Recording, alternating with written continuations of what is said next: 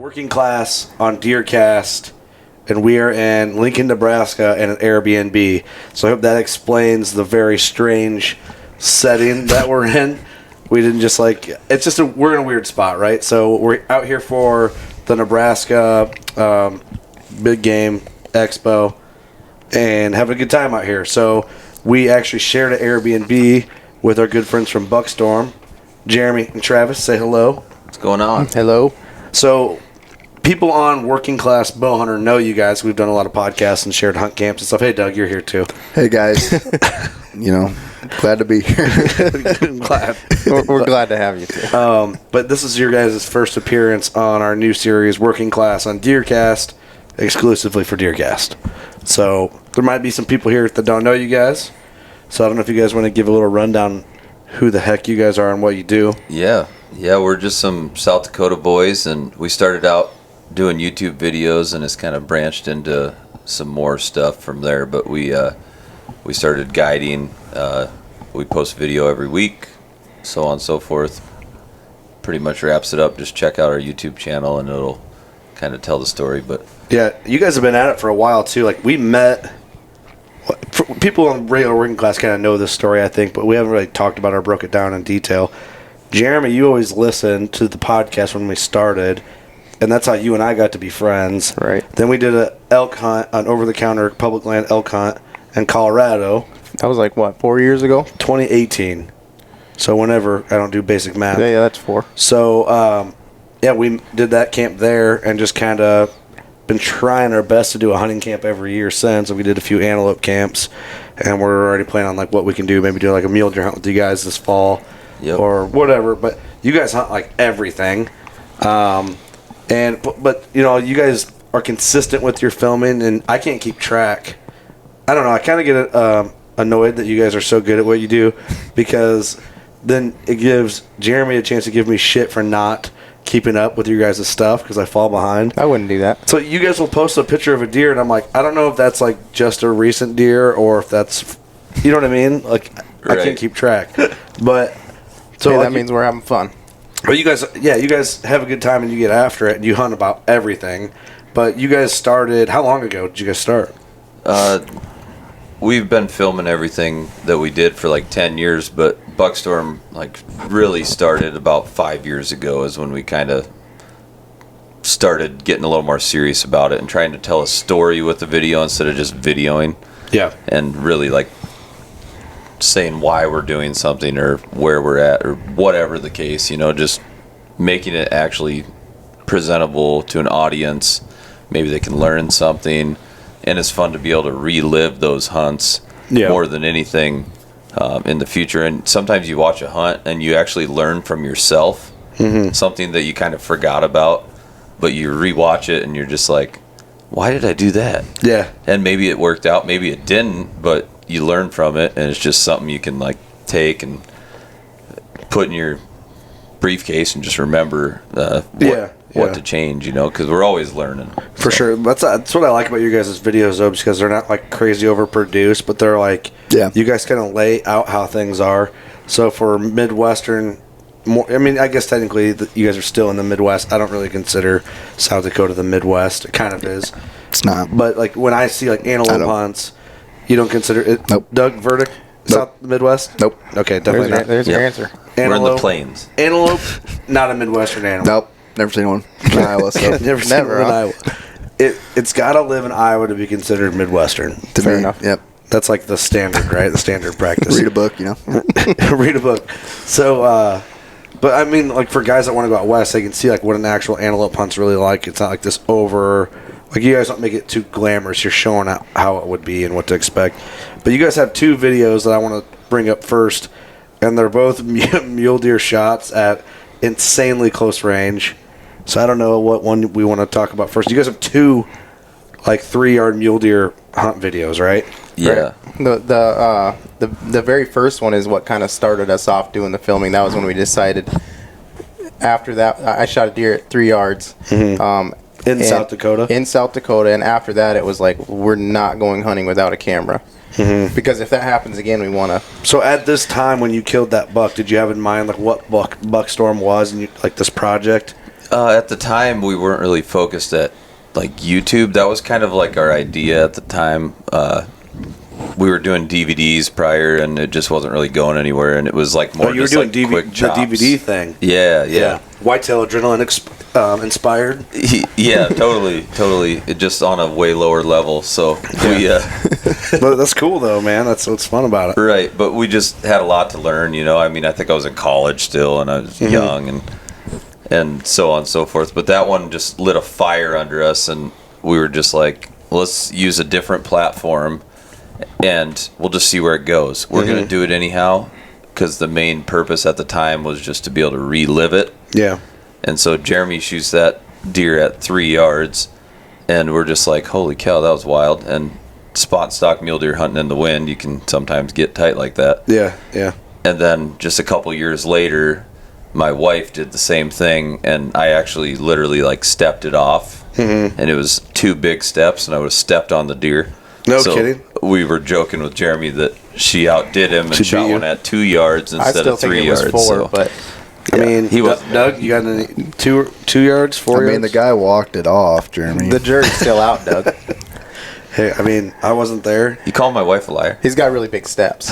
He's tall. He is a tall guy. Real Yeah, tall. yeah. It's true. Are we 4 talking- steps are for we- you. Are we talking Jeremy Yeah, steps? Jeremy steps are like that's a good point. 12, Valid point. 12 steps.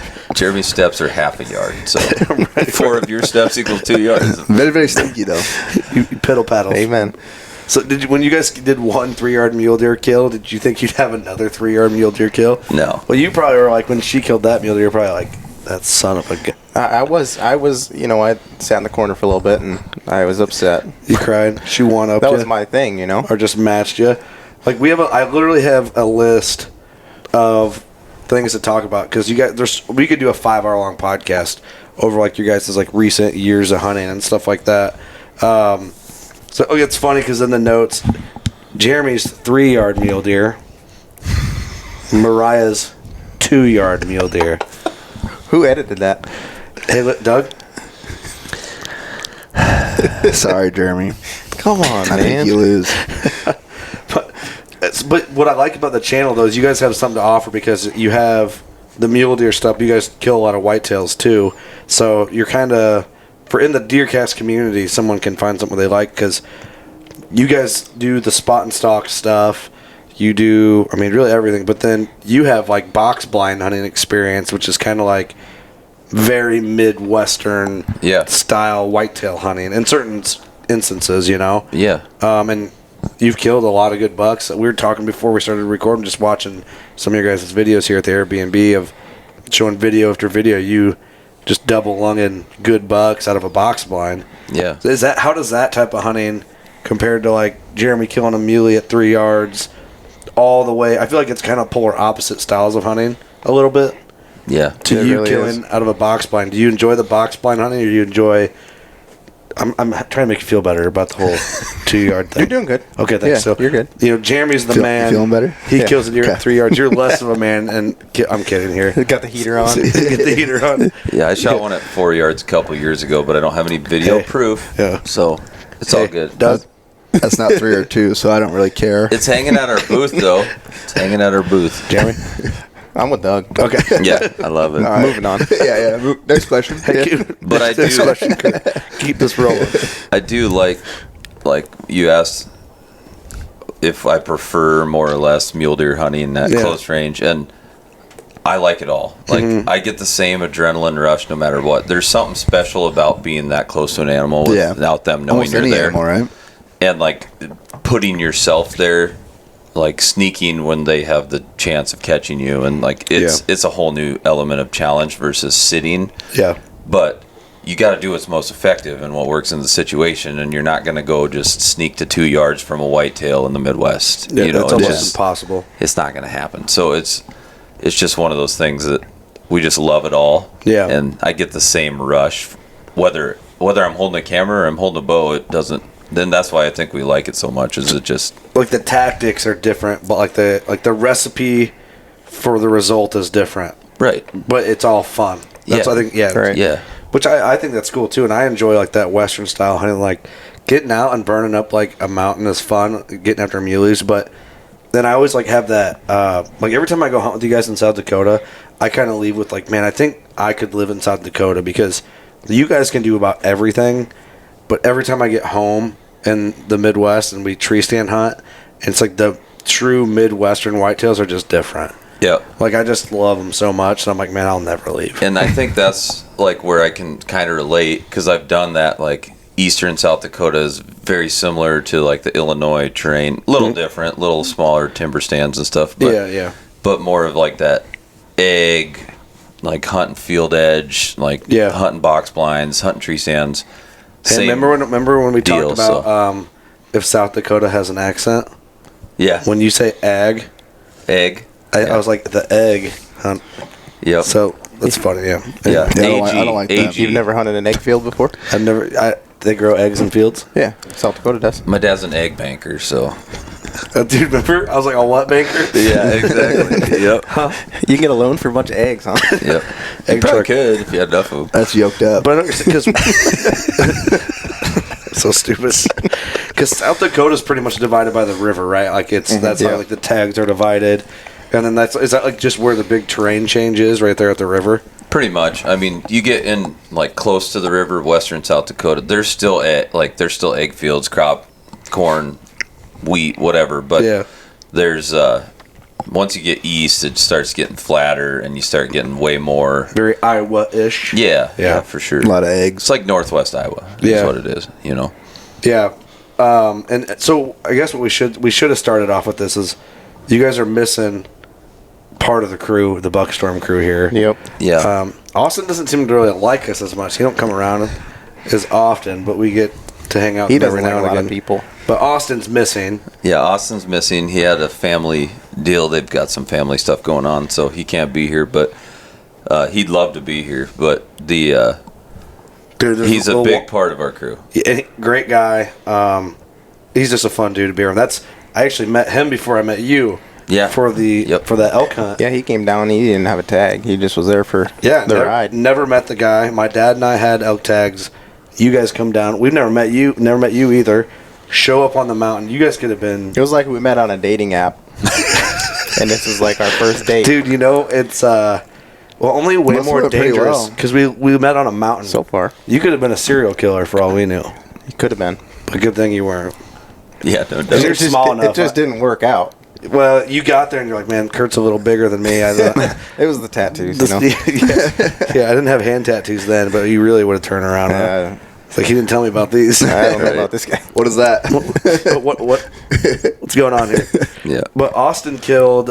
Talking about Austin, he's had some awesome hunts. Like his elk hunt on your guys' page is like one of my favorite hunts that you guys have on there because if you want to see what it's like to elk hunt and have a great idea of like the true, I guess like hardship of going on your own elk hunt, that video is like a really good representation of that. And he gets an elk, but it doesn't always work. It didn't work out as smoothly as he wanted, right? Which is like the reality of mostly how it goes usually.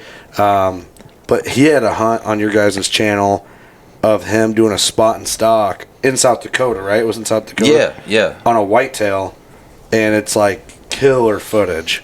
Yeah. I don't know. Talk about whatever you want to talk about. Wild, yeah. Just they were basically mule deer hunting, and they come across this giant bodied whitetail. Because there's a tag there, generally like just any deer type of tag. Yep. For archery, it's any deer tag. So they're hunting like a river break area, and they spot this whitetail when they're searching for mule deer, more or less, and he ended up moving and bedding in a perfect spot where they were able to get right in on him, and he just smoked him. And so it's like a killer, just like quartering away shot. Yeah, and just buries the arrow. Giant bodied eastern South Dakota whitetail. Just Let it go in like 30 yards and pile up. 30, 40 tops. Yeah. I mean, just It's a thick boy. Yeah, dude. It was a big buck, and the footage is beautiful. And what I like about it is the terrain is amazing because Midwestern guys, real Midwestern guys, we don't have that type of rolling.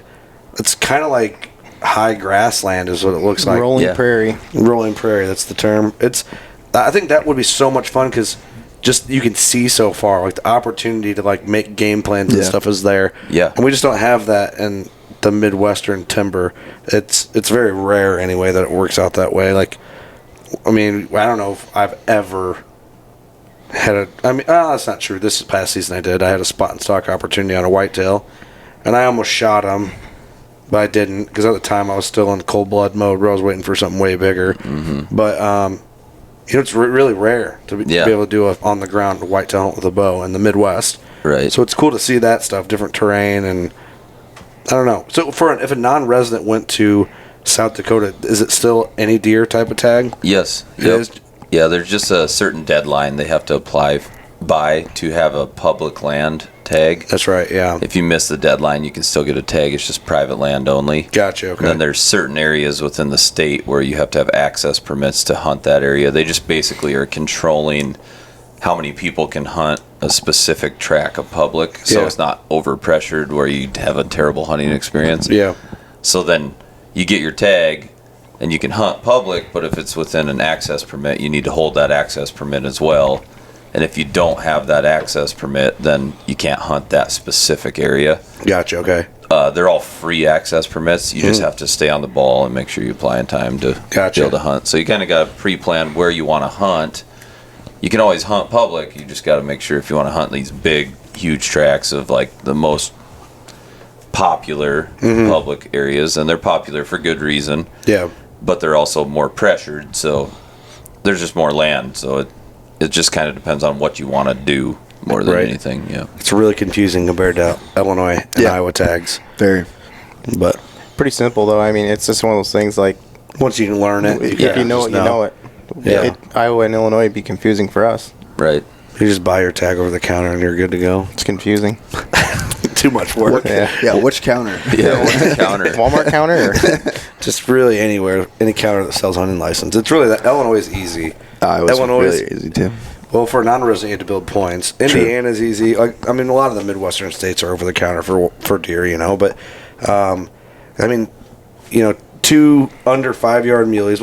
I'm generalizing there. See that? Appreciate that. I mean, some of these big bucks you guys have killed. Austin's big buck. And then you recently was just killed a slammer of a mule deer. Yeah, last season it was just kind of a fluke deal, really. But this property I've hunted for years, we finally went into the spot that we kind of stay out of it just because the pressure kind of pulls the deer in there. And we were going to more or less find a whitetail for my wife to shoot. She had a whitetail tag, and I picked up whitetail specific tag? Correct. So here we go. We're opening the can of worms again. Yep. So it's a little different with rifles. Rifles a little different. There's any deer and any whitetail, whereas archery is just all any deer tags. So Gotcha.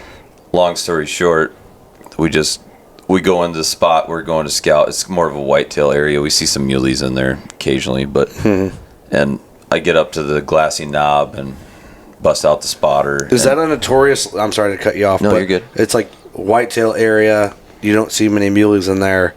Why? What's the difference? Not necessarily, but it's a river bottom area, and so in that particular area, there's just a higher concentration of whitetails and mule deer. So there is mule deer there all the time, but just don't usually see like any big bucks in that particular spot.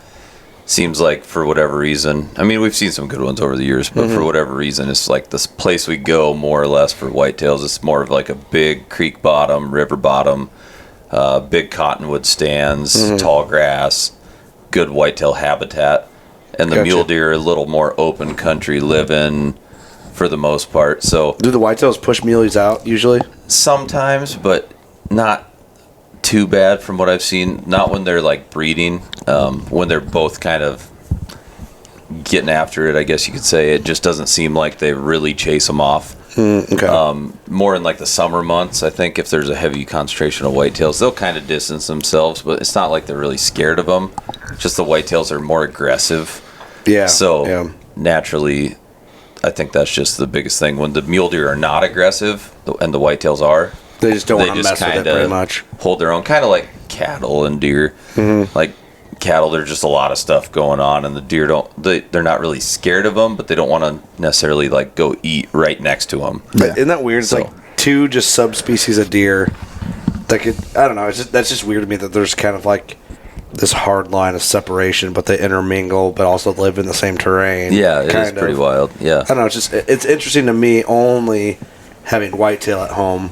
And I just figured there's a lot of people that would probably listen to this that are more whitetail country focused than mule deer country focused. Right. So I'm just trying to think of like questions that a 100%. general whitetail country guy or gal would want to ask. But anyway, so you went into this spot that's generally a whitetail area. But there is mule deer there. Right, and we spot this buck the day before season, and I'm like, he's just a dream buck. Like, he's like the second you see him, you just know. And it's one of those deer that I like to think I'm pretty confident in aging a deer, like, or guessing a score, I should say. And I was like blown away. I'm like, he's 180 for sure. He could be 200. Like, he just had that frame. I don't know if his main beams are 25 or 30 inches long. But long story short, we put him to bed that night, went back in the morning, and he was still right there. Like, he was right in the bottom, within 100 yards. And he was in rifle range from right there. We were rifle hunting, and I put him down right there. So he sent me a picture the night before, and I wasn't there, and I didn't sleep. Like, you look at the picture through the spotter, and it's like, oh, wow. No kidding. Yeah, it's like, I'll show you when we get done. But maybe if we get that photo, we remember, I'll try and throw it on the video side of this. He's a no-brainer. A no-brainer. An MB. And we like those. Hey, Doug. No-brainers. Sign me up. You like that? Amen. And then to make matters cooler, my wife actually shot a deer literally, like, while we were walking down to recover my deer. This whitetail came running over the hill, just a nice 8-point. And 4-point. 4-point, yeah, 4-point. Thank you. Yeah, see what you did there? Didn't like that. I like 8-pointer better. That's all right. We'll go with 8-point just for the sake of the Midwest. Yeah, don't confuse me. Yeah. But she shot that, and then I didn't even recover my deer yet. We go and recover hers, and it was just that's like the my most favorite part of that morning. video, as ridiculous as that sounds. Like, the shot was cool, but I like that you waited. Yeah. Because you kind of like, I know it was killing you. You're like, I got it. It's kind of cocky, isn't it? It's cocky, but you're like, I don't know. I just like the buildup of the anticipation of the recovery. But you're also doing other stuff with your wife. Like, that's cool. Like, but I know you're probably like, my wife had to shoot this stupid 4-pointer. Trying to be excited for her, but over the hill you got maybe a 200-inch deer. Yeah. And he ended up going you. 181, which I was still tickled to death with. He's my biggest mule deer. Oh, of course. And, I mean, his frame makes him look way bigger than that. Yeah, his frame is huge, and he's just missing. Like, he's kind of like awkward. Like, he wouldn't net well at all because his G2 or his back fork really on his one side is like substantially smaller. We don't talk net, so yeah, exactly. And G4 is like completely whacked. It's just like opposite oblong. Yeah. But if his big one's matched, he'd be 200 inches. So it's just, dude. I'm not gonna lie. I remember you showing some of these pictures and stuff. Well, we were on a hunt somewhere. I thought we were somewhere because it was like you may have shot a deer pushing the 200-inch mark. But if I would have seen that buck, I would have went back and been like, there's a 200-incher out there. Yeah. Like, you know what I mean? Oh, yeah. Probably with confidence. But I don't look at as many mule deer as you guys do, obviously. But right. And then, so that was a cool hunt. But then, too, like, we were just talking deer on this. You guys hunt everything. Like, and you guys are doing the outfitting thing now. I mean, in the last, 3 years, you guys have hunted, like, you've been after animals that like, guys just dream of. Like, I mean, I don't know where you want to start listing them off, but yeah, I mean, South Dakota it's resident only for all the like specialty stuff. So, like elk, we don't have an elk herd to support a ton of tags. It takes a resident 20+ years to draw in most circumstances. That's insane, man. It's worth the wait, though. Yeah, it's great. I mean, it's great elk hunting. It's just there's just more people than elk naturally. So, we kind of started guiding for that reason. These people are drawing a 20-year wait tag, and a lot of them maybe you've never seen an elk or a bighorn sheep or a mountain goat or whatever it may be, and they don't have the experience to go out and be like, oh, I know how to hunt elk. Like, a lot of them just apply and like, hey, when I get it, I'll figure it out. Yeah, and they got all that time and all that. Is it expensive to apply? No, it's not too bad. I mean, it's like $10 a year for preference point, and then your take. So it's not bad. It's not expensive, cheap. But it takes so long that when you finally draw, you want to capitalize because you can technically draw more than one like bull elk tag in your life. Yeah. But once you draw, you have to sit out 9 years, and on the 10th year, you can apply again. Oh, no kidding. Like, you have to start applying it young. Like, I drew and Jeremy drew here in the last few years, and we're in our waiting period. And you guys both killed great bulls. Yeah, I exactly. mean, how big was your bull, Jeremy? 320. And what was the dark rack buck you? They were both or 320. bull? No kidding. Yeah. So total different elk though. I think By his looking got at me him. by an inch. Oh yeah, he'd give you some credit. Thank you. Appreciate that. Doug. It's rare. That's pretty rare. I appreciate that. And those are big bulls. The cool thing about the whole thing is now That's all I gotta say about that. now every year we're going elk hunting. This year we went mountain goat hunting. 2 years ago, bighorn sheep hunting. Without doing what we're doing, none of that would have happened. Yeah, and Yeah, just I mean, it's living smart. it, It's a good move. experiencing it is the biggest thing. Because you guys have always kind of been the guys that know in these areas, and like you guys would get phone calls anyway to take guys out. Right. Right. And we've So it's taken a perfect. ton of guys out, and we just love doing it, and it just kind of came to a point where to justify time away from our real jobs and like our families and everything, it just needs to make sense. Yeah. And we're not money hungry. We're not charging $10,000 for an elk hunt or anything. You know, it's just like justify our time away. We put a ton of effort into scouting and knowing like where these elk are, where these mountain goats are, where these bighorn sheep are. And so it's just kind of like reimbursing us more than less. Yeah, no, I think it's great, man, because the experience you guys are building up. So when you guys, how many points did you guys build up to get your elk tag when you guys killed your elk? I had 17. Jeremy's like the luckiest person ever, and he drew at 9. 17? Mm-hmm.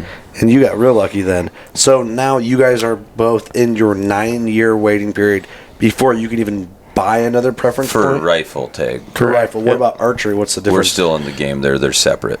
Oh, they're separate. So So- how often could you draw a resident archery elk tag? Pretty much the same timeline. Usually takes close to 20 years. It's a tiny bit easier because there's less archery hunters. Oh, Yeah. Okay.